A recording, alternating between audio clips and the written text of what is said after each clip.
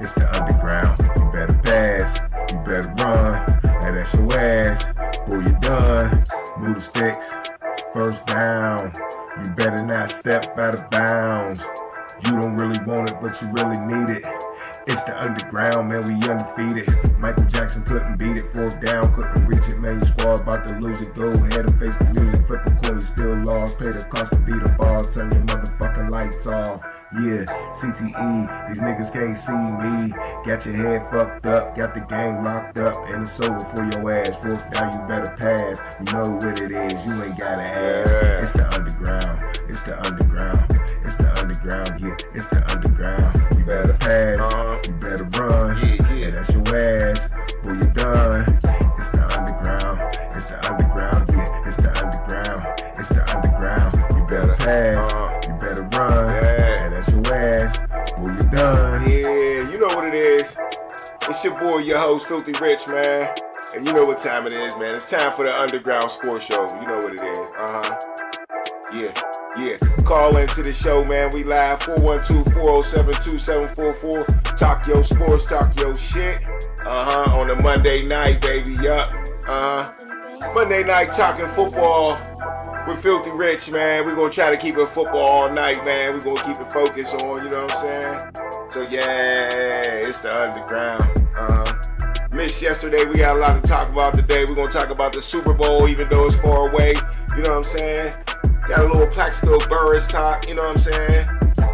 The Bills. Come on, Bills. What we thinking, Bills? So we're gonna get into a whole bunch, man. Stay tuned right here on the underground. Yeah.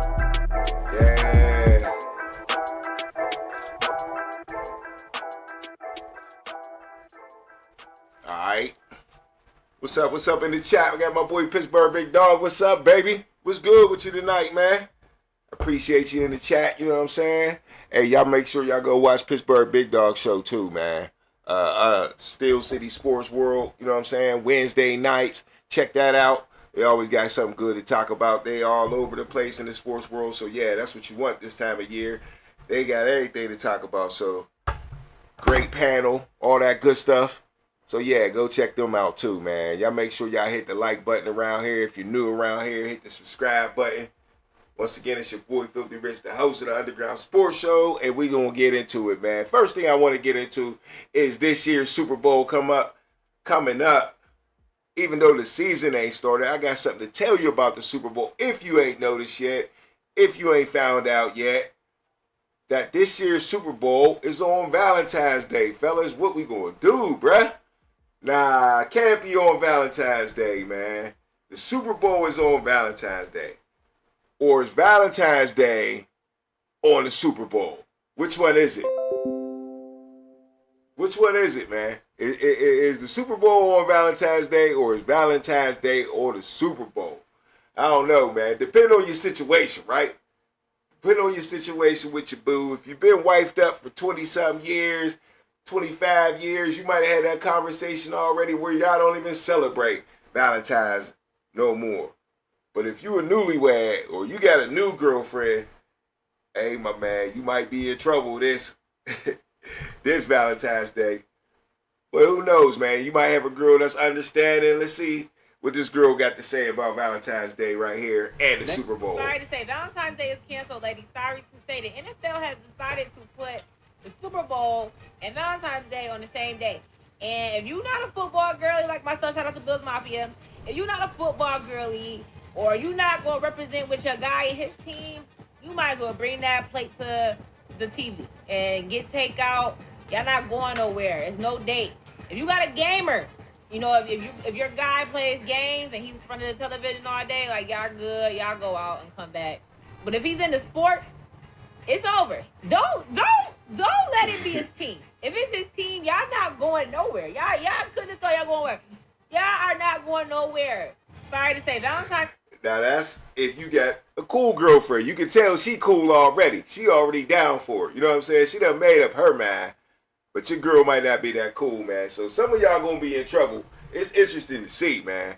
You know what I'm saying? I ain't decided what I'm gonna do. I'm gonna finesse it though. No matter what, I'm gonna finesse it. And the Super Bowl's getting watched. You think I'm not watching the Super Bowl? Yeah, right. Some people might be breaking up on that day, bruh. Might be breaking up on that day. Because Super Bowl is way bigger holiday than Valentine's Day, right? A way bigger holiday. Valentine's Day is a ripoff.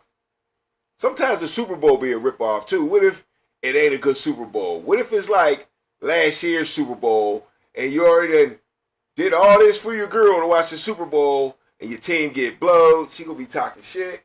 Or it's a bad game. She gonna be talking shit. So I don't know, man. Better do something. Anyway, the girl that we just heard from, she said, shout out to Bills Mafia, so you can tell she's a football fan, but I don't know about no shout out to Bills Mafia, man. We got to talk about OJ, man. OJ getting no love in Buffalo, man. What's up with that, man? Buffalo announces, which they didn't even have to do, which I thought was the crazy part from the very beginning. I hate to be a conspiracy theorist, but I think they throw shit out there like this just to get us distracted or mad. You know what I'm saying? But, because it didn't need to be said. But since they said it, why is OJ not a part of the Buffalo Bills Ring of Honor anymore? Why not? And I want to know, you see my question of the day, did the Bills make the right decision to cancel OJ Simpson? What will this mean for the future of the Bills? Will it change anything at all in your mind? Maybe, maybe not. I'm reading that a lot of Buffalo Bills fans are upset.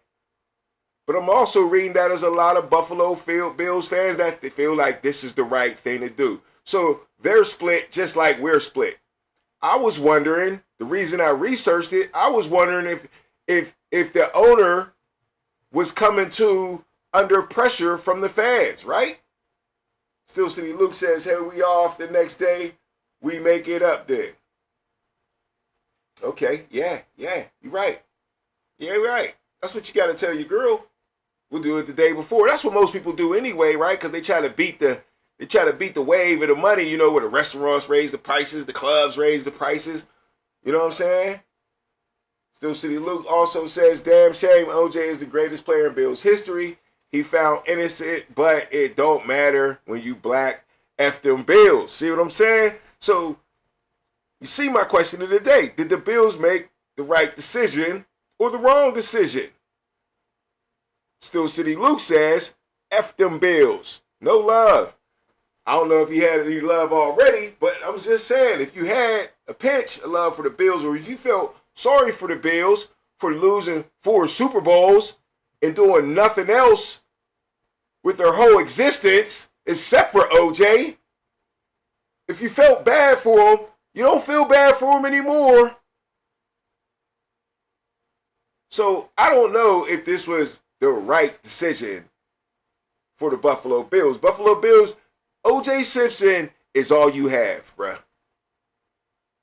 I already told y'all this once.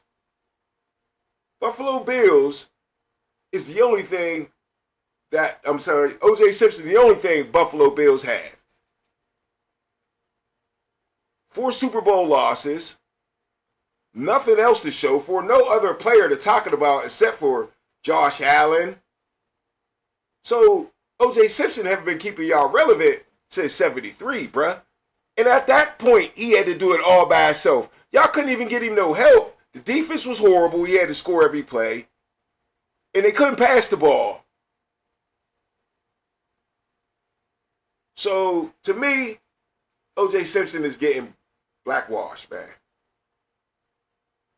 Or is it whitewashed? So I got it wrong? Either way, you know what I'm talking about. Still City Luke says, wrong decision. Bills will remain cursed. No Super Bowls. Yeah. This could definitely be a jinx. I believe in stuff like that. Cursed. Because there's no way, after all this time of separating the man from what he did outside, did you have to do this? And it was so stupid to announce it. So fucking dumb. I couldn't understand that. Because they could have slipped it right past the whole nation. Now, everybody in Buffalo might have looked up and noticed it. It would have been a little bit of chit-chatter or whatever like that. It might have came out. But the way it's coming out at this time of the season with nothing else to talk about is the dumbest PR move I've seen in a long time. The dumbest. Now, this owner just bought the team back in 2014, so this guy has probably wanted to do this for a while. Let's listen up to the owner of the Buffalo Bills real quick. Team is incredibly important to Buffalo, and it was critical that it ended up in the hands of the right owners. My name is Terry Pagula, and the Pagulas just bought a football team. Terry Pagula. You could hear a collective sigh of relief. It was sort of the perfect answer. So I introduce you to John McDermott. Then Brandon, the experience he had. They were willing to do whatever it took. They are fully invested, fully committed to this team and this city. When the Bills win, this city comes alive. This is a guy who I want leading my franchise. Very rarely do you have an opportunity to affect hundreds of thousands of people. We knew their commitment to Western New York was deep. The realization of the absolute perfect ownership. Says cementing a legacy. I don't know about that, man. You just took your whole legacy and pretty much threw it in the trash. The O.J. Simpson is really probably the best running back ever. Okay, that's easily the best season by a running back ever. The 2,000 yards, 14 games, best season ever by a running back. I think he had 3 games over 200, like 6 games over $150. Just killing. And you take him out of your legacy. You erase him out of your history over what? Being innocent and then robbing somebody for his own stuff back? I mean, can't you separate that from football? I would have if I was the Buffalo Bills. That's just like I said earlier. Worst PR move ever. All right, let's move on real quick, man, to some college football, because O.J. Simpson was a great college football player too, man. But this right here, man, is very important, man. NCAA counterattacks that NIL crap, right? All the crap coming from the NIL and playing for 9 years and being a 27-year-old player in college is dead. And this was one strong counterattack from the NCAA, man. I almost couldn't believe it. So now is a red shirt. Well, basically now you only got one red shirt season, man. They're saying red shirt is dead, but really you're getting one season to be a red shirt. You're getting 5 years after high school to play college football, and that's it. I don't know how I really feel about that, though. I'm in my feelings a little bit about it. I feel like the NCAA had to do something. I do feel like this was the wrong thing. I think they should have fought back against Congress or whoever was permitting these players to do this, because it wasn't something that they wanted. This is not what the NCAA wanted. But I also don't think a 26-year-old dude in college affects the game that much that a 26-year-old shouldn't be allowed to play college football. And hear me out. And I know there's exemptions and other stuff like that, but, you know, just because you go to the military first or you decide to do something else first and it don't work out, or you want to go back to college, what about the small guy that want to go back to Clarion and just fulfill his dream after he went to the military, or after, you know, he just didn't think he was ready for college, so he can't get his whole 4 years of eligibility because of his age? He ain't about to go pro anyway. So, you know, he ain't holding Jeremiah Smith back from being the number 1 wide receiver picked in the draft. We all knew Jeremiah, when the guy's the guy, if he's a first or second round pick, you know it coming out of high school, especially athletically. All he could do is mess it up mentally. You know what I'm saying? On the side. That's all he could do. Hold that real quick.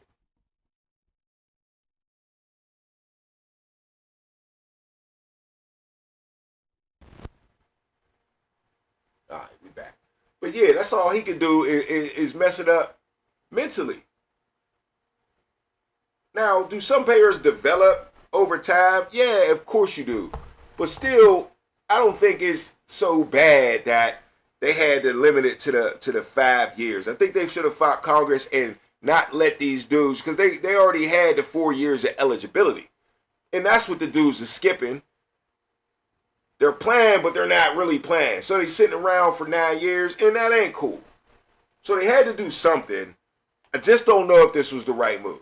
Just like they had to do something when it was time to play players, and it was absolutely the wrong move the way they went out and did it. They never paid the players. They let the players go make their own money. They let the players get the booster money that was coming to the school first and then given to the player, right? The illegal way. So that's what they just said. Okay, they moved back from that money. They moved away from that money and let it flow straight to the player, but they never paid. Colleges don't pay players still. That's what they should have did. They should have paid the players individually. It would have been evenly scaled over the board, and we wouldn't have got into this big NIL money situation and dudes trying to stay in school. That's what y'all mad at, right? But nobody's mad at people trying to get their bag either. We all say, if I can stay another year, heck yeah, I'm going to stay in college and get the bag. Because that's what college is about. If you was in college just for school, you can stay in college as long as you was enrolled in college, right? There's no cap. There's no pressure. And if you say it ain't fair, hey, when you go to college, you a man. You're not nobody's baby no more. So to me, I'm still wondering if this is the right decision. I do believe in a decision to do something, and they had to do something. I think the Sorsby thing pissed them off pretty bad. Obviously, Chamberlain is pissing them off pretty bad, but at the same time, I really don't understand, because I feel like they are reaping the benefits of a guy like Chamberlain making Ole Miss a better team, right? Or did he decide that, did he get to LSU? I think he went to LSU, right? But anyway, he's making college football better, more watchable, and they're still collecting money from views, right? So the more views you get, the NCAA, you would think, would be happy with these older players, or Indiana winning the championship because of all their older players that have been hanging around for a while. You have no Indiana without the old format, right? We all enjoyed that, correct? I don't know. When people dug deeper and they found out these guys were older than other guys, they didn't like that. Plus the NIL is cutting out younger players coming out of college, out of high school. They're taking opportunities away from them. So that's an ugly thing. That's probably the ugliest thing about it. So that this is a total gift to those kids. To the kids coming out of high school, they're back. They're back. So they did eliminate that. So NCAA went with the youth. The thing is, will this be a good decision or not? Just like when they went with the NIL, I thought right away that was not the right decision and it was going to get ugly. Not that it's totally wrong, but it was going to get ugly, and it did get ugly. And this is a result. This new rule is a result of that NIL getting ugly. Period. The only reason these players are suing and stuff to get back in is because they get in the bag now. The only reason. So if they wouldn't have blew the NIL stuff, they wouldn't have had to worry about this right here. But we'll find out if this makes college football better. Everybody says they don't want these old dudes, but they want the best product they can get, right? So we'll see. I don't think nobody's thinking age when they out there playing the game and stuff like that. I don't know.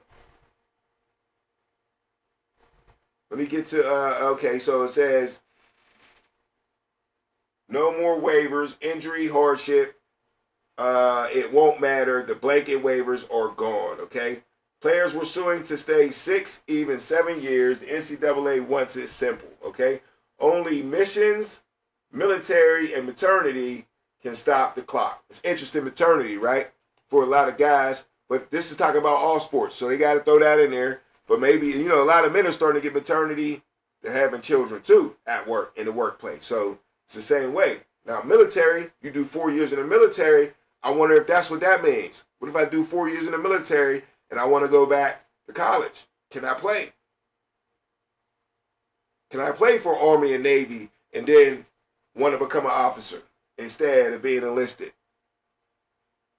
So we'll see how all this works out. I feel like a couple of old dudes are still going to find a way to creep up in there, but we shall see. But yeah, hey, NCAA flipped it on them, man. I think the last few incidents pissed them off. The judges is pissing them off. And I didn't know they even had the power to do this because they was acting like they wasn't the way they was getting sued so bad. But yeah, it made it happen. All right, let's get into my next segment, man. I want to talk about the NFL season coming up. And we're going to get to a list I got here. A too early NFL Coach of the Year candidates, all right? So, yeah, man, I think this is going to be a real exciting NFL season coming up. I can't wait. Steelers is getting brand new, you know what I'm saying? Couple other teams getting brand new. A lot of new coaches out there. The Ravens getting brand new. Giants is getting brand new. Raiders is always getting brand new. But yeah, I mean, there's no reason to be excited. You got Lamar Jackson and Josh Allen getting looked at differently this year. No one's going to celebrate anything until you get to a certain point for either two of them guys, right? So you got that to watch. And a whole bunch of quarterback stories just everywhere, man. From the Shador to Watson, Aaron Rodgers, Kyler Murray, Patrick Mahomes coming off an injury. I just talked about Lamar and Josh, CJ Stroud in the news big. So yeah, man, a whole lot to talk about this year. But let's see who's going to be the two early NFL Coach of the Year candidates here on the Underground, man. Let's get to the first one here. My first one for candidate and Coach of the Year is Mike LaFleur. Now, you might say, come on, man, he ain't going to do it. Yeah, but this is just, I'm just saying, if he do the right things, it's possible he can get Coach of the Year. Because we all know some coaches, you just ain't getting Coach of the Year. Denver could win the Super Bowl, and they're not going to give, what's his name? You know, his name from the Saints back in the day. They're not giving that coach the Coach of the Year. You know what I'm saying? Andy Reid win the Super Bowl, he's not going to be Coach of the Year, you know? So some dudes is excluded, just like Mike Tomlin was excluded for years on years when he should have been Coach of the Year. They just wasn't going to do it. He had 2 seasons, but there's certain coaches that fit that mold. And it's always one of the new coaches, right? Now, this is Mike LaFleur, brother of Matt LaFleur out in Green Bay. So that's what makes him interesting, right? Coach for the Rams last year and last 2 years, had some great success. So everybody's high on this guy. And the team, though, is very low, right? You got receivers that supposed to be number 1 draft picks that ain't catching the ball, ain't getting open. You don't really have a quarterback. And the defense been trashed for years. So he ain't got much to work with. But if he can make it happen, if he can put these boys in the playoffs, Mike LaFleur might be eligible for Coach of the Year just off of bringing a sad team up, right? And plus, his name. His name got him out there already. He's a brother of another coach for the Rams, heavily sought out.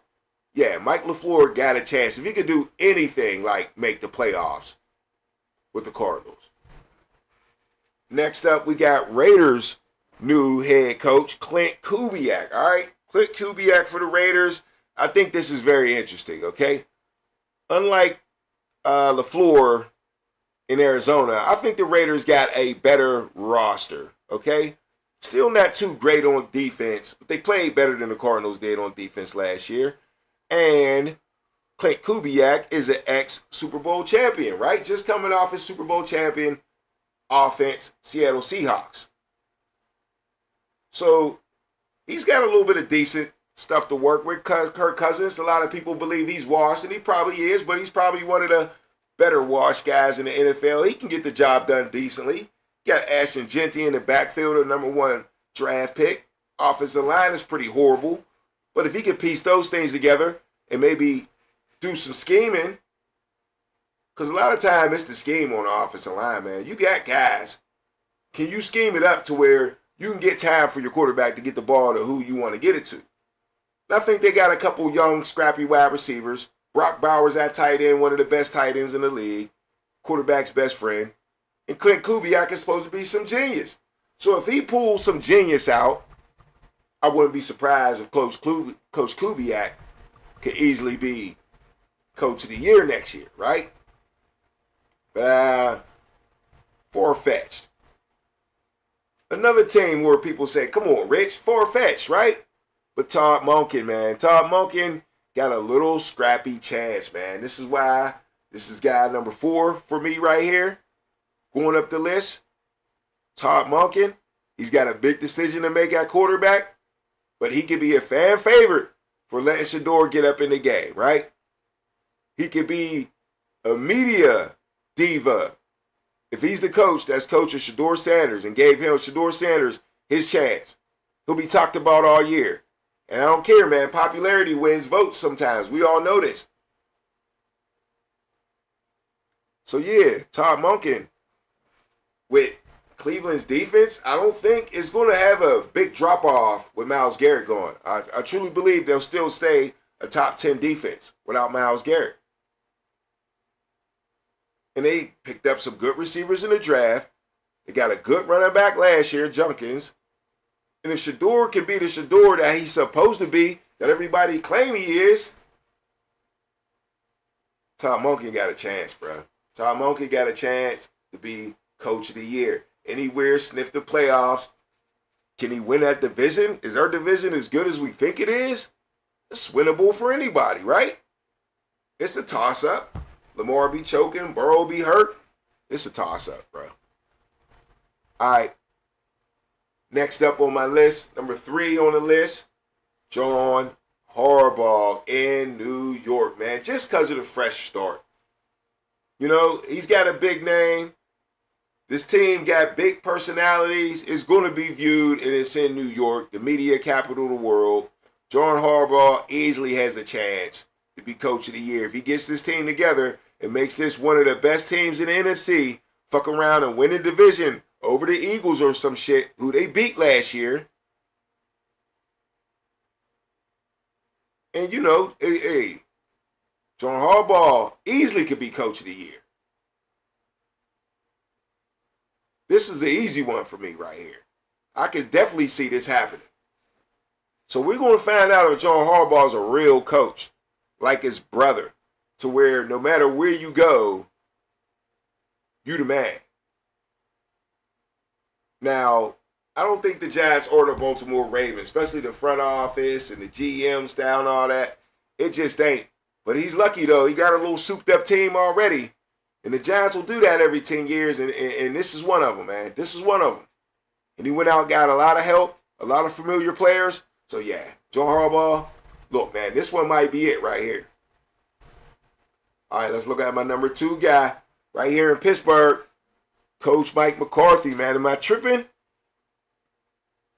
You ain't going to tell me Coach Mike McCarthy don't got a chance to be the Coach of the Year.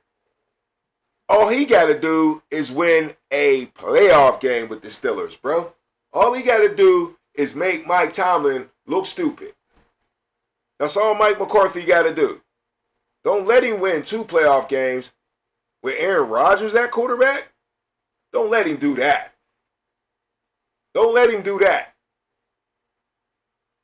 Mike McCarthy, with the long stint of not being a Super Bowl champion, on a new team, first year, all the pressure of him being in his city where he's from. Oh, yeah, easy. Easy Coach of the Year, Mike McCarthy, if he win a playoff game. Or 2. He win 2 playoff games, I'm locking Mike McCarthy in. It's guaranteed. Unless one of these other guys win the Super Bowl or something like that. And last but not least, the number one guy with a chance, to me, to win Coach of the Year is Kevin O'Connell, man. Kevin O'Connell, if he can get Kyler Murray right, with this group of wide receivers he got, if he can turn that into something lethal and put the Vikings back on the map, talking NFC Championship game type of back on the map, yeah, Kevin O'Connell will be Coach of the Year for finessing this situation right here. Getting through the QB battle, finding out who was the better quarterback, and getting Jefferson back in the game, because that's what's going to happen. That's what's going to have to happen. All right, we got a call here on the Underground. Press 1. Al, it's the Underground. Who's calling? Accident. Hey, Al, you on the Underground. what's going on? What's going on? Hello, you there? You there? We can hear you. Yeah. Yes, sir. I just found you. Okay, what you got for me? Dude, what you want to talk about? Oh, who's speaking? You ain't said nothing. I was already talking. Dude, no, I've seen all this Pittsburgh and shoot, I'm in. Oh, you in? Okay, okay. All right, so tell me why you in. Who's the? You got a pirate hat on, right? I do. Who's the greatest pirate of all time?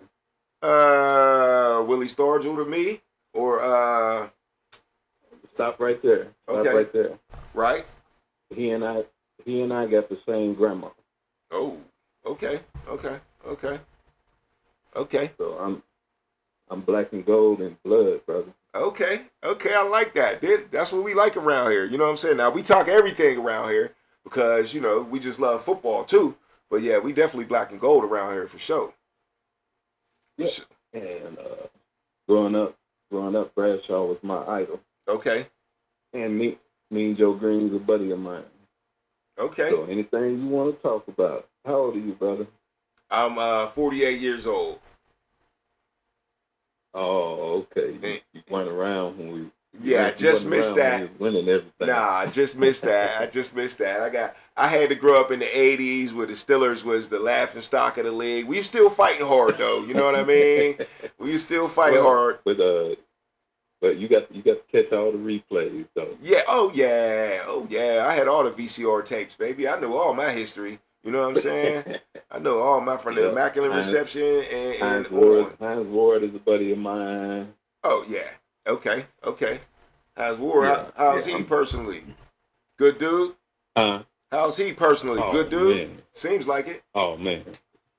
Very classy. Biggest smile you ever saw in your life. Okay. That's what's up. If you watch the video, you can see it. You can see his smile through his face, man. Right. Okay. Yeah, you could. Yeah, Hines Ward for sure. You gotta have smiling at all times. But all right. So what was I gonna say? What you got for me coming up with this Steelers season? You got Aaron Rodgers coming back. You happy with that? You happy with the coach? Since you're a random Steeler fan, Hell no. pop up out of nowhere, I need Hell. to know the vibe. You know what I mean? No, I'm a quarterback. I was supposed to back Troy Aikman up in school. Okay. And like I told you, Bradshaw was my idol, and I was working to get on the practice squad of the Steelers and the Cowboys in '95. Okay. So I played the game, and Roger, you cannot have an old man at quarterback. Okay. Ron, you know who Ron Jaworski is? I do. Eagles. He said it best. Quarterback is the heartbeat of a team. Okay. That's the whole key to quarterback. Yeah. Rodgers is too old. I'm an NFL scout, and he's too old. And the proof of it, we go into Cleveland. Cleveland's like 3-20. Okay. And we need a win. We need a win. Right. And Aaron skips. It's like throwing rocks on when you're standing on the creek. He skipped some balls to some receivers. He did. When you do that, I invented a term. I coined a phrase. In boxing, when a fighter gets too old, they call him what? Punch drunk. Punch drunk, they do. Yep. Punch drunk. Aaron, I invented a term called sack drunk. Okay. He's scared of getting sacked. That's why those balls skip. Okay. Yeah. You have to have a young, hungry, hard dick under center that will stand in there and take those bullets. Right. And deliver that damn ball. Right. To hell with everything else. I gotta zip that ball in there. Right. I ain't worried about getting injured or hitting the ground too hard and not being able to get up. Basically, that's what you're saying, right? I'm gonna give you the perfect damn example. Right. There's a football show that rated the greatest passes in history. Okay. The number one pass in history, Super Bowl 10, Bradshaw, 55 yards to Swan. Okay. For the winning touchdown. Yeah. Bradshaw went back in the pocket, pump fake, and as Swan went past the cornerback Washington. Right. After the pump fake, Terry stepped up in the pocket and delivered a flat-footed 60-yard strike. They did. To win the Super Bowl. As soon as he released the ball, 6'4", 250-pound D.D. Lewis came and ear-holed him, planted his forehead in Bradshaw's jaw and knocked him out. Yeah. Bradshaw was woozy. They had to scrape him off the ground. Right. The trainers came and scraped him off the ground, and he could not finish the game. Right. But my point is, a quarterback has to stand and deliver. Jaworski said it best. Quarterback is the heartbeat of a team. Okay. When that 53-man roster sees you sticking your damn nose in it, guess what? Right. They gon' fight like some hungry damn wolves and pit bulls. Okay. But when you're babysitting this old man, he was good in '94, so let's give him $40 million, and right. he's a good-looking guy, and he's nice in the locker room. Get the hell out of here with that stupidity. Put one of them young, hungry, hard dicks in there, and let him go to work and lift that damn team. Because a rising tide does what? Lifts all what? Okay, so you tell me this before we signed Aaron Rodgers back. The guys that we had, what was your plan? Did you want to draft another quarterback at Drew Aller, or did you want to see Will Howard play?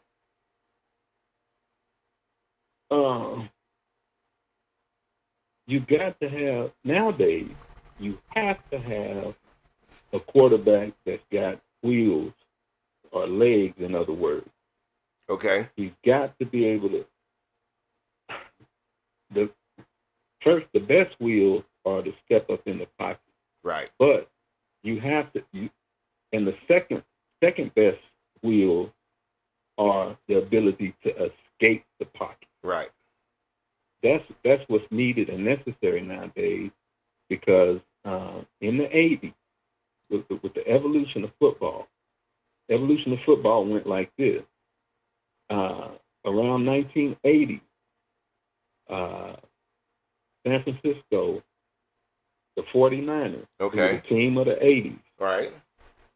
How did they build a great defense? Say, how did they build They got it from. Go ahead. Where did they build their dynasty from? Okay. Who was their head coach? Not George Seifert, but the other one. Nope. I know. Bill. Go ahead. Say it. Bill Walsh. Bill Walsh. I know who you was talking about, but go ahead. Yeah. You're right. One of the great innovators of the. Probably the best coach ever. What was his job? What job did he have before the San Francisco job? Stanford. Offensive coordinator for who? The Cincinnati Bengals. Oh yeah, I do know. He created the shotgun. Yep. Didn't he create the shotgun? What? The shotgun? Created what? No, West Coast offense. That too. No. Shotgun was Tom Landry, I think. Okay, go ahead. West Coast offense that's run today was created by Bill Walsh. Where did he learn it from? He had to prepare against, as a Cincinnati offensive coordinator, he had to prepare against what twice a year? The Steelers. Something called the Steel Curtain. Okay. That's where he got it from. Right. And he found the one and only weakness of the Steel Curtain was what? Take your running back, turn them into receivers, and make Jack Ham and Jack Lambert cover guys instead of tackle guys. Mm-hmm. And that's how the West Coast offense was built. Okay. The other part of his dynasty was what? Defense. Right. He invented what? He invented the rush in that Lawrence Taylor was doing.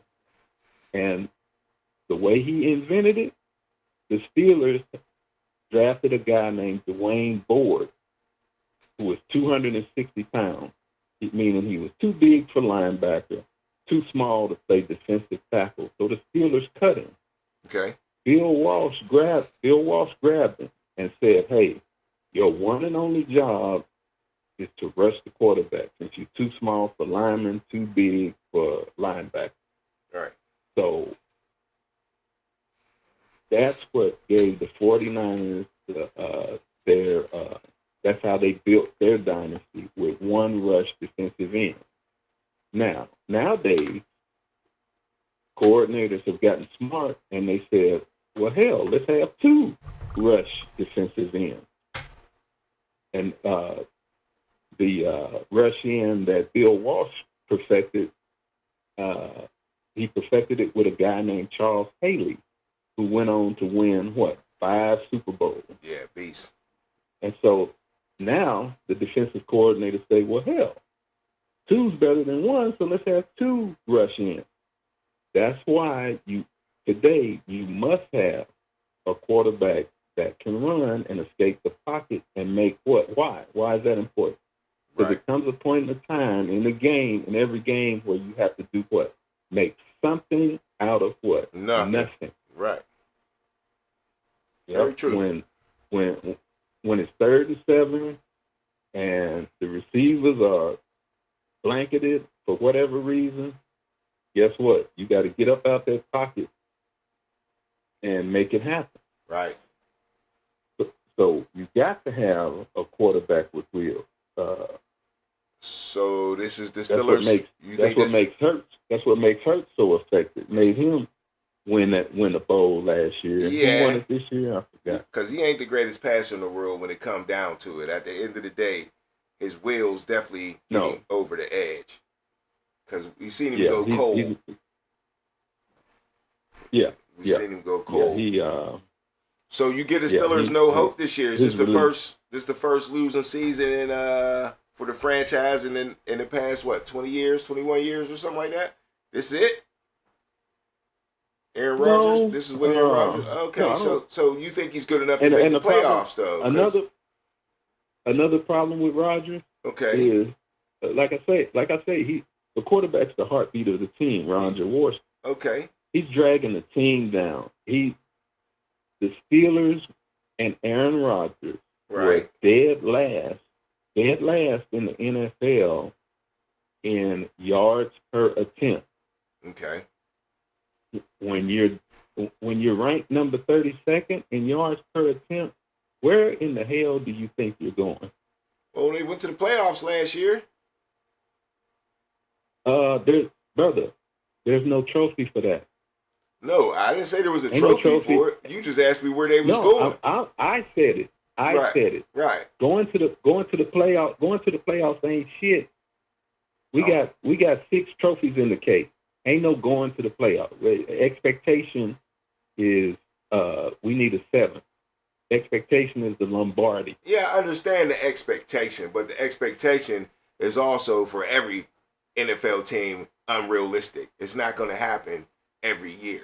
So, you know, this ain't every NFL team. This is the home of the greatest team in NFL history. I'm sitting in my office.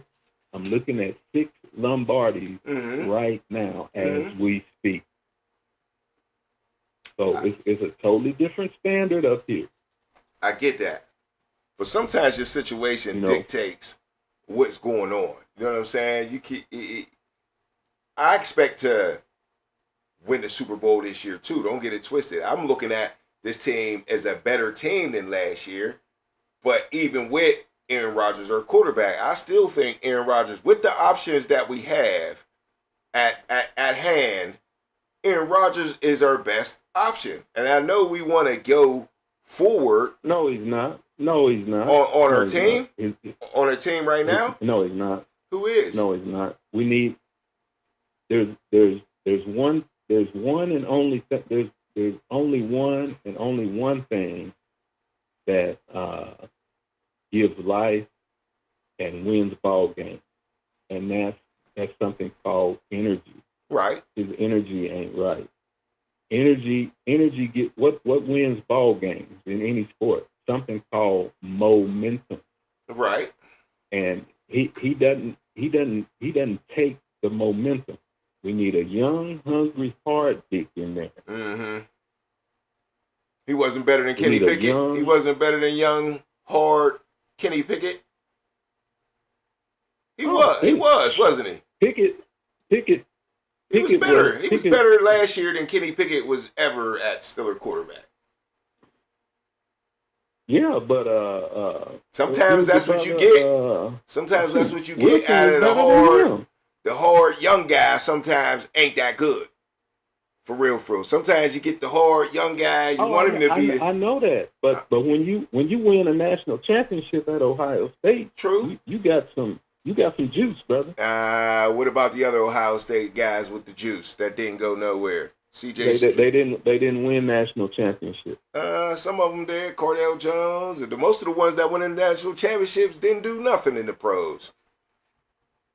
He's not most of them. He might not be. He might not be. We know where Aaron Rodgers is. You're right. I have to see him. You have to see him. Very true. It has to be evaluated. It has to be evaluated in practice. I do agree with you. The way you you evaluate a quarterback in practice is 1, yeah, does he have a live arm? Yeah. 2, can he pick up? Can he pick up the reads and the strategies that we are feeding him? Right. From the offensive coordinator position, how fast can he pick up the offense? I feel you. And that's what I'm saying about Will Howard. Look, I'm a Will Howard fan too. I'm a Ohio State fan. I believe what you said. He's a champion. I like guys like that. But we haven't seen him play yet. As soon as we see him play, if he plays this preseason and he's outstanding and he looks better than Aaron Rodgers, I'll be right with you. But I'm just saying, at this point, what we know now about Drew Aller, about Will Howard, and about Aaron Rodgers, we know that Aaron Rodgers is the best quarterback in that bunch, old or not. Because from the neck up, he know what he doing. Even you got a LeBron James in basketball, he can't do what he used to do, but from the neck up, he's still probably the smartest dude in basketball. So Aaron Rodgers is still smarter than Will Howard and a better leader probably than Will Howard or Drew Aller at this point. That's all I'm talking about. This season, not the future. You make valid point. Not the future. But we need a young guy in there. We do. Not no old man. It's too late now, though. That's what we got. that old man. What that old man do for us last week? Go into 3-20 Cleveland and I tell you can't get a what, victory. Get the hell up out of here. he wasn't the only one that came up short, though. We had dudes like DK Metcalf getting distracted, punching people, so he wasn't in that game. You had old wide receivers. You had young wide receivers like a Roman Wilson that still can't get with the program. Hey, you got tight ends running the wrong route. You know, go ahead. I'm listening. Hey, help me out. Help me out. I still haven't found the reason. Why was Pickens let go? Pickens? Was it salary cap? George Pickens? George Pickens of Dallas. Was it salary cap? Oh. What the hell? Well, yeah. You saying what's up with his contract? No. Why did they get rid of Pickens? Dallas or Steelers, you mean? Oh, the Steelers. Well, yeah. I tell you what, man. There's a couple, rules that the Rooneys don't really let people cross. You know what I mean? Let slide. Yeah. Let slide. Yeah. So. He broke the Antonio Brown rule. Not in the same fashion, but yes. Not in the same fashion, but yes. Antonio Brown never would do. Our brother that won the Super Bowl from Ohio State with the catch. Right. Him too. I'll tell you what he did wrong. But so let's start out with him. He talked back against. He said something about. I think it was the marijuana thing or something like that. He said something about the Rooneys or something like that. Immediately, boom, he was out of here. He was traded. You know what I'm saying? Years after he just That's Santonio Holmes. Yeah, Santonio Holmes we're talking about right there. And Santonio. He was out of town. He crossed that line too. Then AB, when he crossed the line, he did Mike Tomlin dirty in the locker room and let the inside out. And the Rooneys don't like that. The Rooneys is the most quiet owners in the league from my point of view. And there's certain things that they do behind the scenes that they don't want. They're the most conservative. Yeah, they're very conservative in their process. So they don't want things like that happening because they not that they had a lot of things, but they like to keep things in the family like a lot of us do. I agree with them, Antonio Brown went outside the family with that and exposed something inside the locker room, and that just wasn't cool to them, and it burnt that down. It was wrapped like immediately, right? He put the whole locker room on Facebook. Yeah. Mike Tomlin saying F the Patriots. He was saying fuck the Patriots. Da, da, da, da. You know what I'm saying? We're gonna kick their ass next week and shit. And you don't let that shit out before the game too? Nah. Right, that's in-house. That's in-house. So that's where he did. Now, where George Pickens crossed the line is that what Antonio Brown did was not quitting on his team, but it's almost like it's sabotaging your team, right? So it's kind of the same. Right. But George Pickens did the ultimate across the board cardinal sin, and that's quit on your team, okay? And I think he influenced Deontay Johnson a lot, even though he was younger and Deontay Johnson was dumb for that. That's still partly his fault. But I think he started to make him a cancer also, and they both quit on the one game. They both quit at the same time in the game, and a couple other games, George Pickens just quit on the team. Man, wasn't running routes. Yeah, man. He laid down. He laid down. And a lot of people didn't see that. Oh, even here in Pittsburgh, a lot of people didn't see that. And that just burns people behind the scenes up, man. You know what I mean? Like coaching and ownership. You don't quit on your team. And he was becoming a cancer in that type of way, especially when you see him dragging other people down, almost like a T.O. effect. You see people joining his team in the locker room and all that. You like, nah, you got to go, bro. You got to go, So, like those other guys that were... Cancer. Yeah, like those other guys that did more for the Steelers if they had to get out of town, like at Santonio Holmes and Antonio Brown. George Pickens. I don't care how good you is, bro.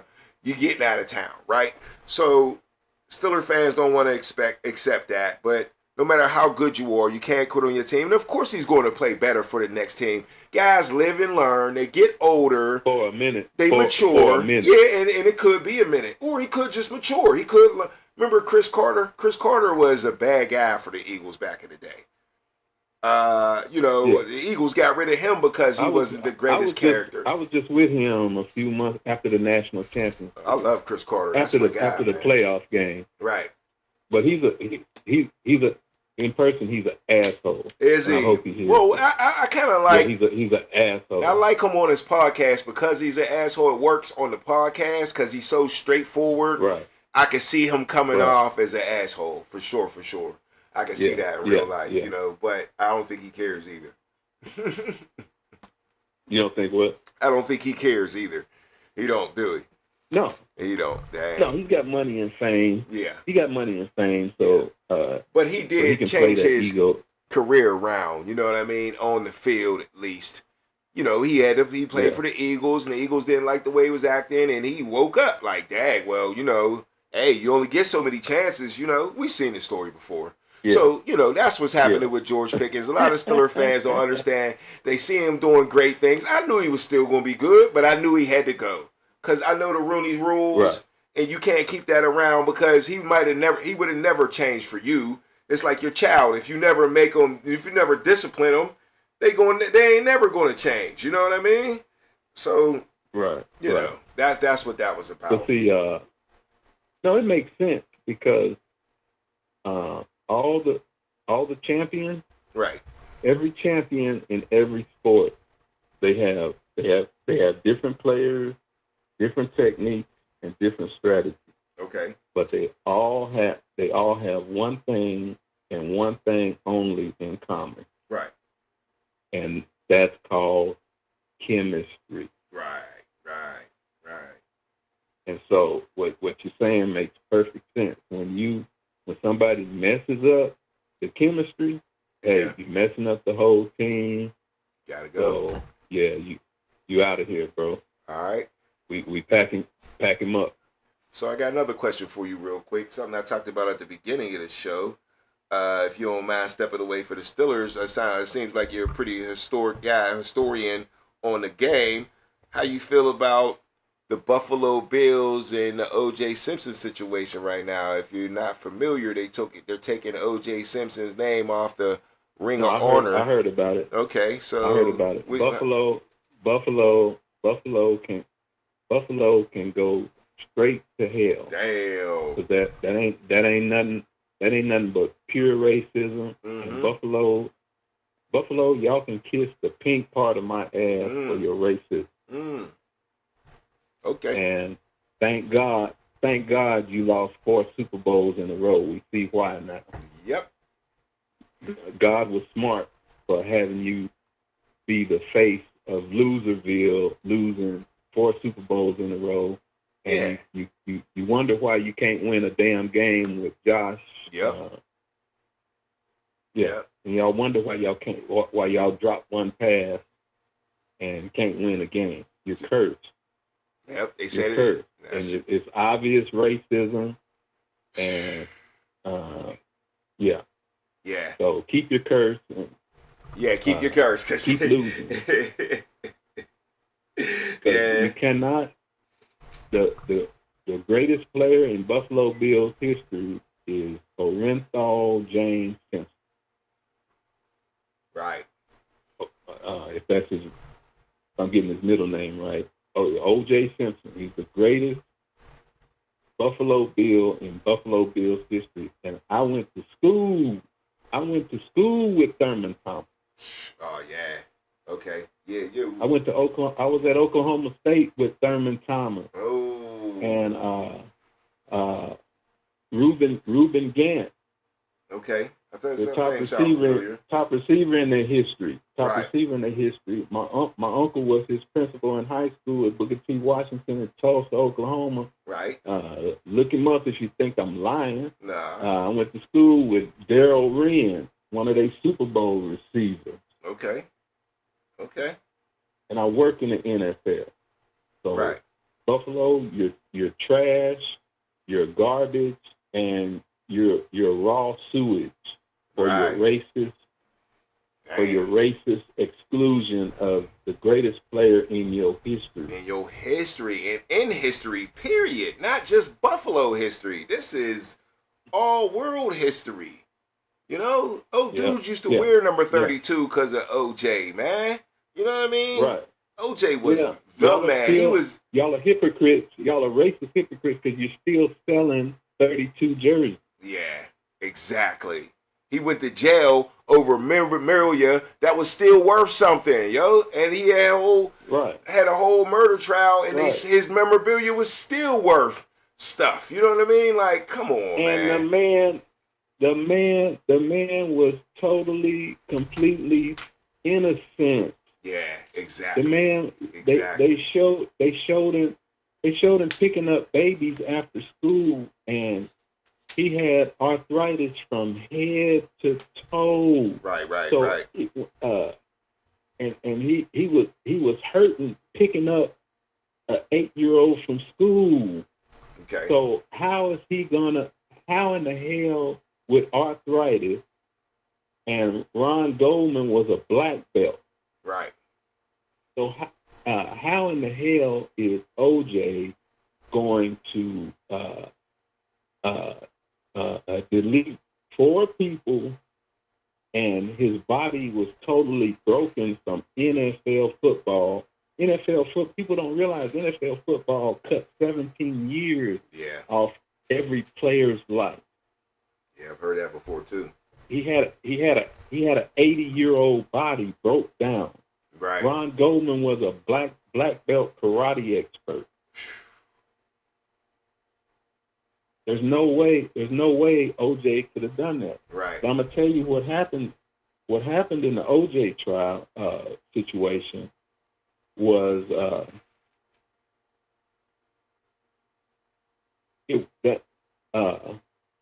Wifey ran up a bill with the drug lord and told him to go to hell, and they sent a van of the leaders to handle that. It wasn't OJ. OJ didn't have nothing to do with it. OJ had nothing to do with it. Right. And the reason white people hate OJ is because they are able to put all the anger that they have of black men being with white women, they put all that anger. OJ became the poster child and the scapegoat for every black man with a white girl. There was a lot of that, yeah.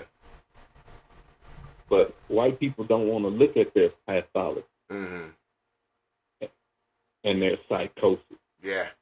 They don't want to be examined. I thought about that too. It was like a backlash to that, you know. Right. You see, you know, back in the day, it was a big deal. The biggest scapegoat in history. Back in them days, it was a big deal to kiss a white woman on TV if you was a black man. You know what I'm saying? Who was the first guy? Was it Jim Brown, the first one? Who was it? What movie was that? It was the best? Sidney Poitier. Sidney Poitier around 1969 with Guess Who's Coming to Dinner. Oh, okay. I know Sidney Poitier. I never seen that one though. I forgot what movie I seen. They tried to say that I guess maybe they was talking about First Athlete or something. I don't know if it was Jim Brown or First Athlete was it was Jim Brown. It was to kiss the white woman in the movie. That was like a big deal back in the day. So I believe, especially from those days, and Raquel Welch. Yeah, dudes that age, they still in their feelings about that, huh? Oh man, to this day. Yeah. To this day. Have you ever, brother? Have you ever heard of LeVar Ball? Oh yeah. You talking about the current situation? What just happened, bro? Yeah, that's wild, man. That's wild. Okay, I see you up on your current events. I see you. Huh? I said I see you up on your current events. I see you. I'm a scout and agent, NBA, NFL. Okay. I've consulted LeVar Ball. Right. Last year at NBA Summer League, his wife was in a wheelchair. I helped her into her she had a Mercedes Benz Sprinter van. Right. And so go ahead. She was handicapped. I helped her into the van. These after are people the stroke. I know. After the stroke, right? Yeah. Right. And then watch this here. here it is, LeVar Ball, not just one, but take those boys, puts 2 or 3 of them in the NBA, Yes. makes $100 to $200 million, Mm-hmm. and he's a bad guy. He makes you filthy rich, Yeah. and you want richer beyond your wildest dreams. Yeah. And you gonna use him as toilet paper and get rid of him, wipe your ass and get rid of him? Yeah. Try to tell me that ain't racist. So what do you think her core reason for that was? Just, I don't love you no more because you ain't got your leg no more? Or no. What was it? Because you ain't got your what? Cause then he had to cut his leg off, right? One of his, not his foot or something like that, right? That should make her more in love. You're right. You're right. If she was human, the last time I checked, the vow said in sickness and what? In health. Yeah. Richer or poorer. Yeah. Okay? You didn't promise him that. You promised who? You promised God that. Yeah, I feel you. So she lied to God. And he did it for you once already. He did it for you already when you had your stroke, helped you recover. I was right there with him. That's crazy. I was right there with him. Yeah, I seen it. I seen it with my own eyes. Did it with my own hands. Dang. And the reason she left him, because of white people's hatred of black people. Her whiteness came out. Wow. Okay. Whites have to mess us up. Right. They can't. It's in their nature. They can't help it.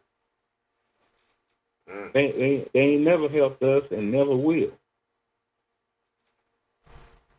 Never done nothing good for black folks. I hear you.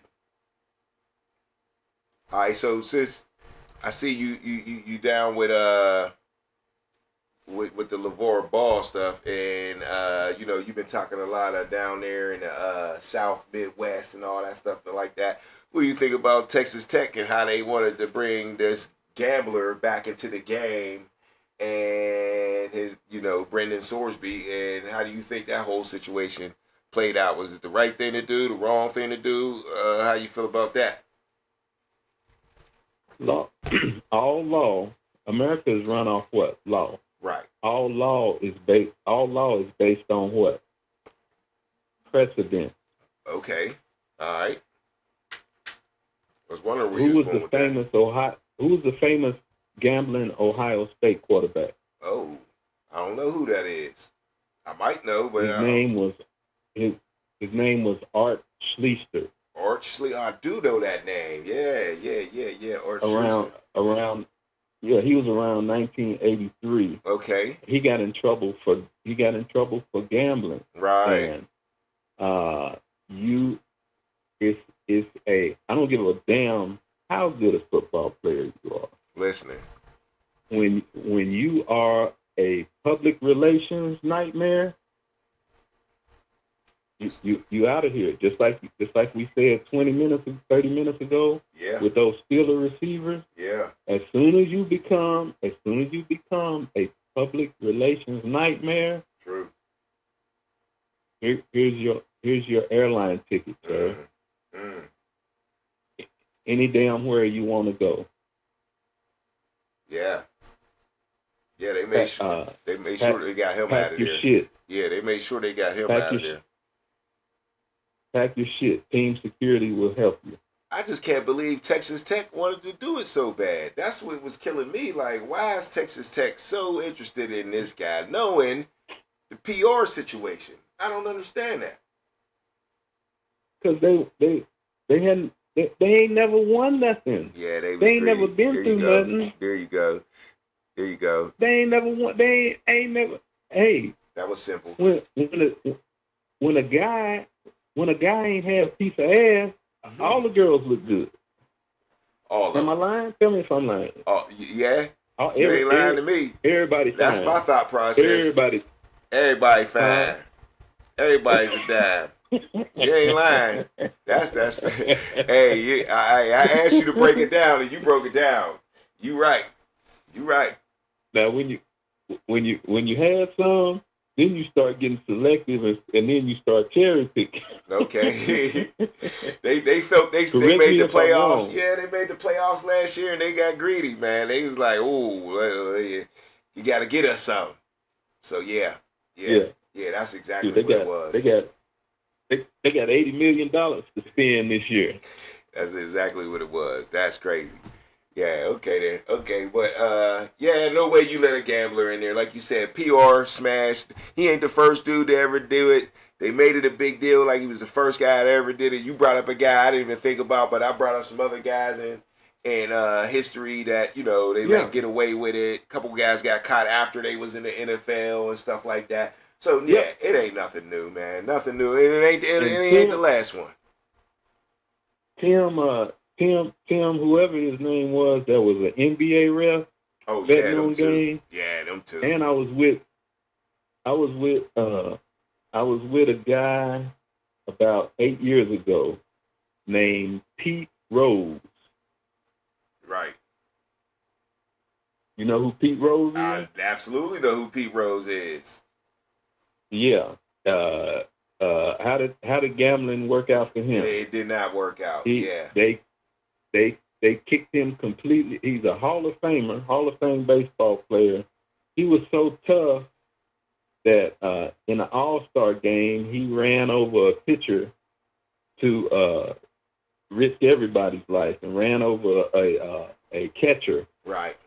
To score the winning run. Yeah, I remember that one. Yeah. I remember that one. So, Pete Rose was the man. So basically, you feel like I feel that's the cardinal sin in football? What? Or sports, cardinal sin, gambling on your team, on against your team. All that. That's the cardinal sin. Look at the history we just went through. Yeah.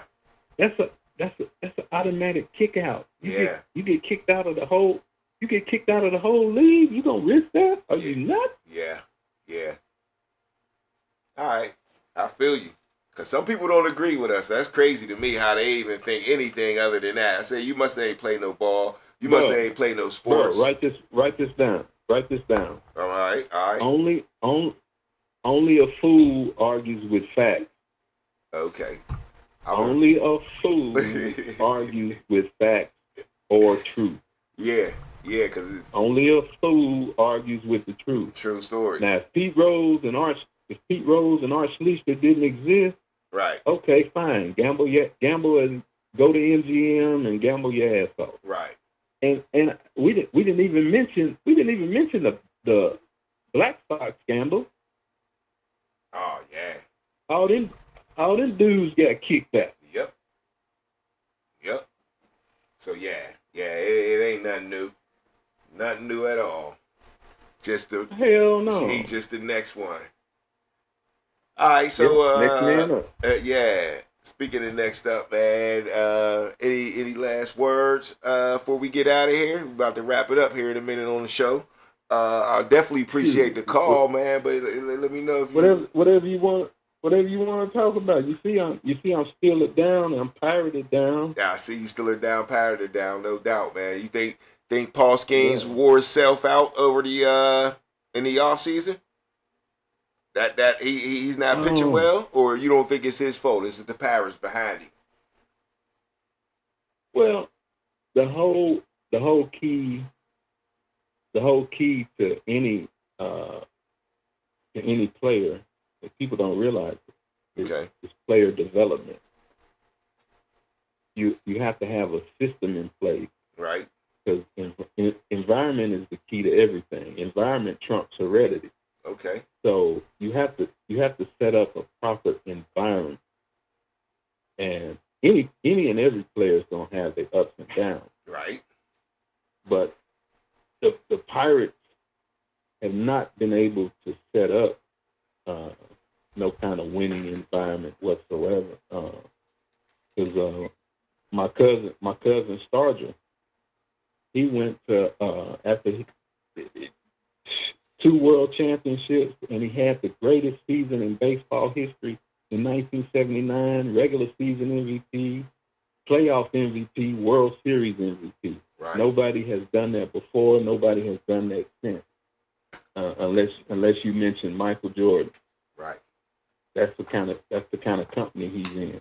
Got the statue out in front of the stadium, and he spoke with ownership about being a manager, and they told him, "No, you're not gonna manage here." And he asked them why not, because we're not gonna allow a black manager to be here.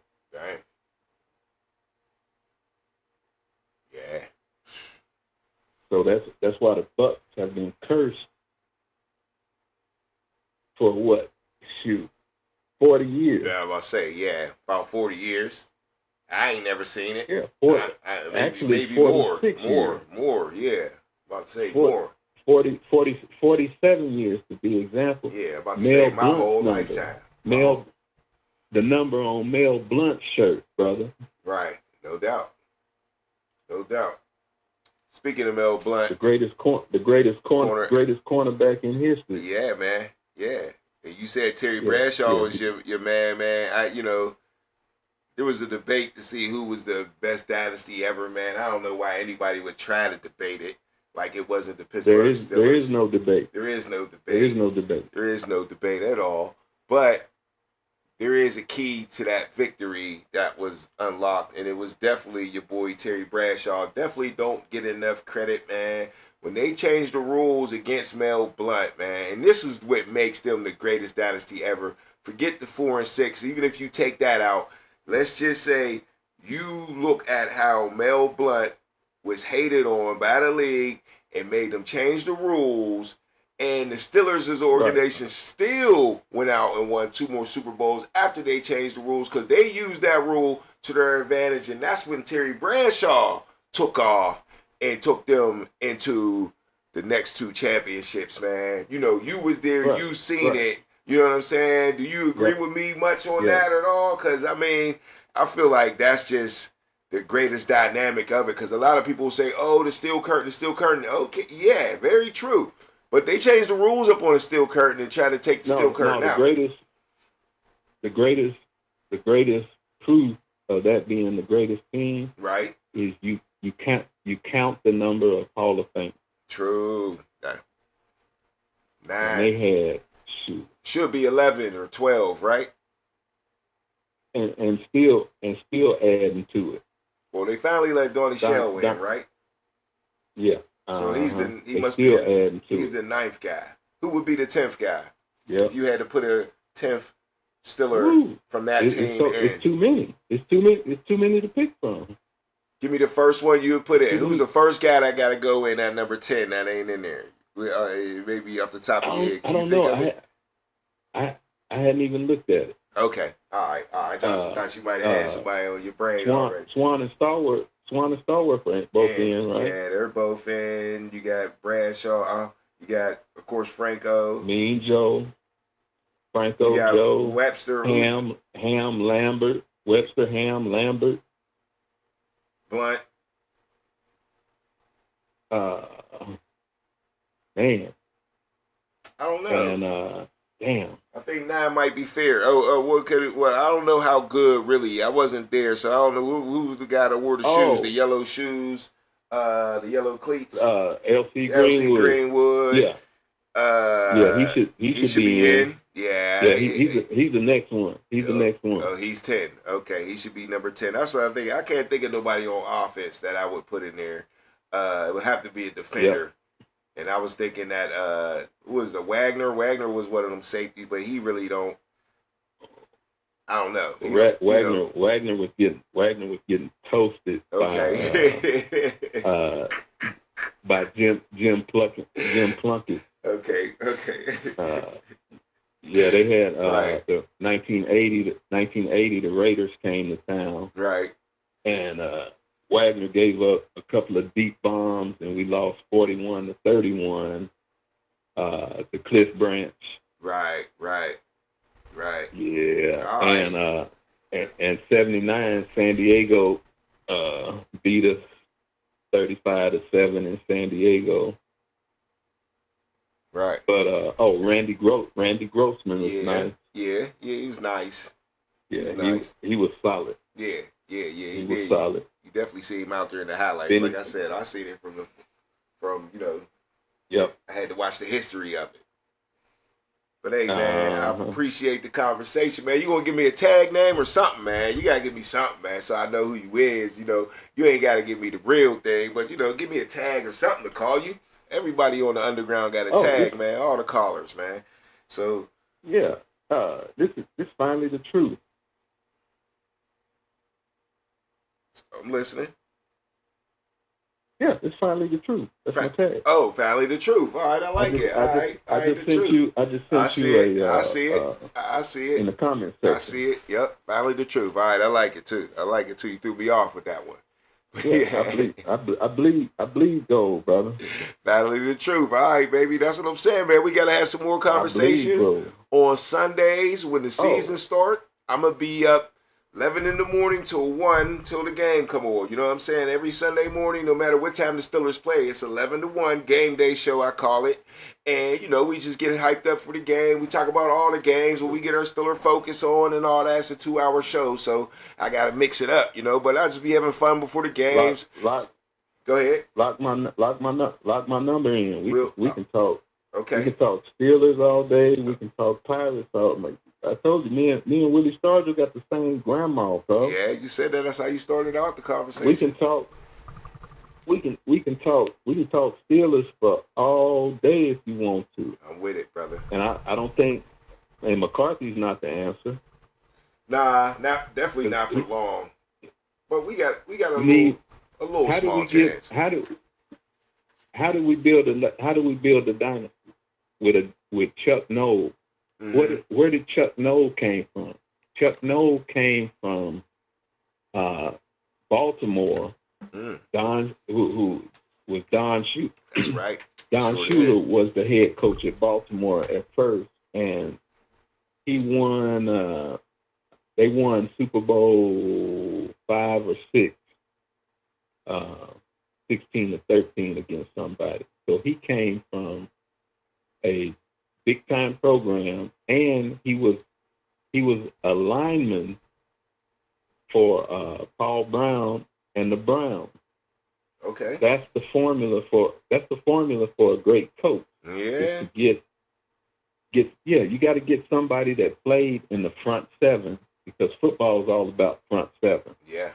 So they have. That's why Vrabel is such a good coach. He's an ex-Steeler. Yeah. And he played in the front seven. He understands that every game is won and lost in the front seven. And Noel had a brush with greatness, because they would always win championships in Cleveland.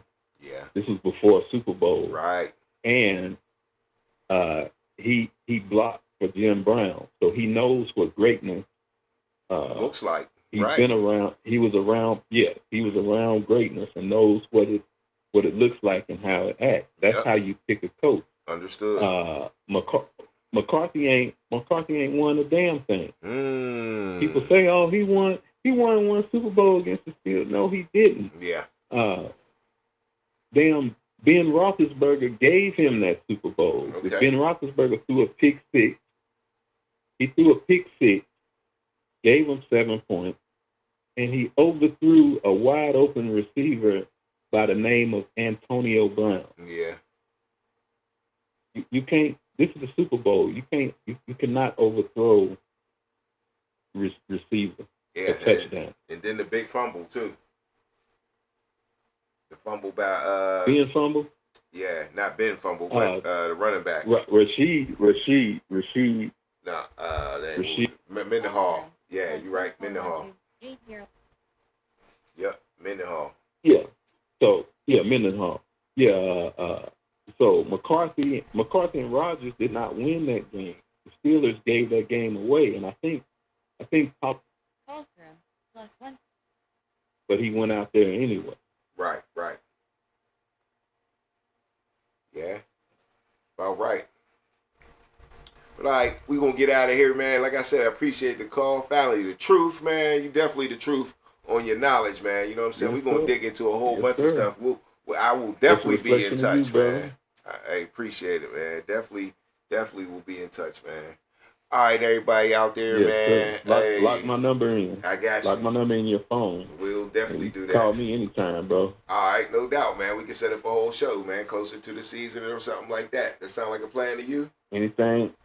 Anything you want to do, bro, you lock my number in. He sound good. I love it.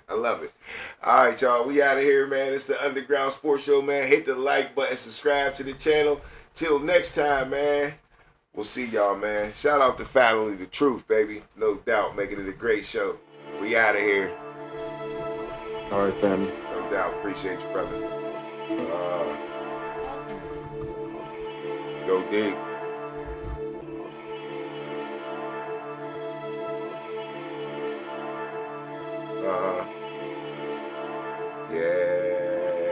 Yeah. Keep digging. Keep digging, go deep. It's the underground. Yeah, keep digging. Keep digging, go deep. It's the underground. Yeah, keep digging. Keep digging, go deep. It's the underground. Yeah, keep digging. Keep digging, go deep. It's the underground.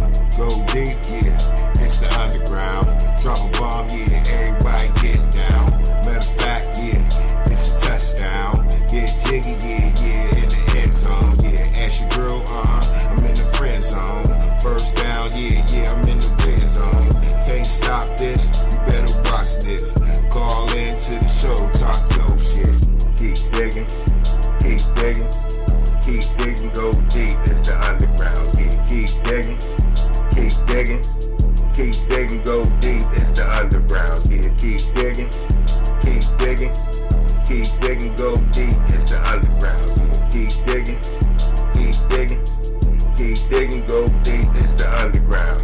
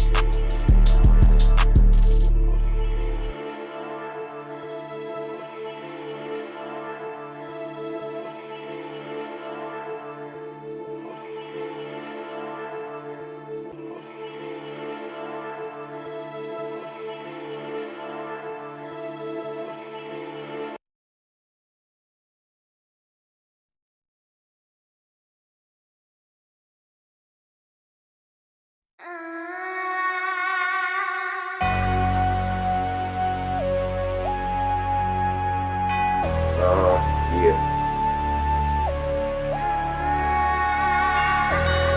OG, yeah, God got me. OG, yeah, God got me. OG, yeah, God got me. OG, yeah, only God, yeah. OG, yeah, God got me. OG, yeah, God got me. OG, yeah, God got me. OG, yeah. Only God can judge me. Money don't like ugly, better face it. Take it back to the basement. Better count the blessings. Yeah, it was him, no question.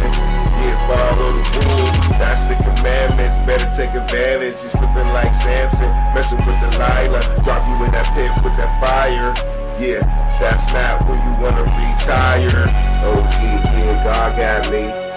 OG, yeah, God got me. OG, yeah, God got me. OG, yeah, only God, yeah. Heaven on earth, boy, I doubt it. Real OG, I wouldn't doubt it. Carry the sword if you bout it. Spread the word, yeah, be the loudest. Yeah, I'm the man, but God got a plan. Boys in the hood, stuck in quicksand. We can get bent and still repent. Yeah, water in the wine, man, the rules ain't mine. OG, yeah, God got me. OG, yeah, God got me. OG, yeah, God got me.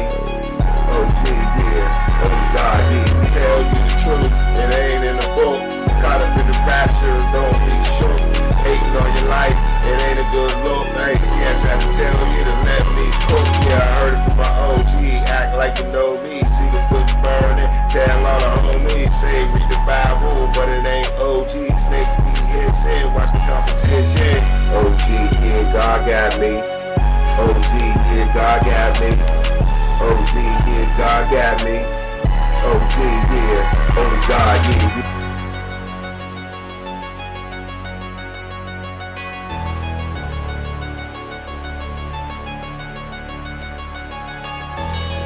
OG, yeah, God got me. OG, yeah, God got me. OG, yeah, God got me. OG, yeah, only God, yeah. OG, yeah, God got me. OG, yeah, God got me. OG, yeah, God got me. OG, yeah, only God, yeah.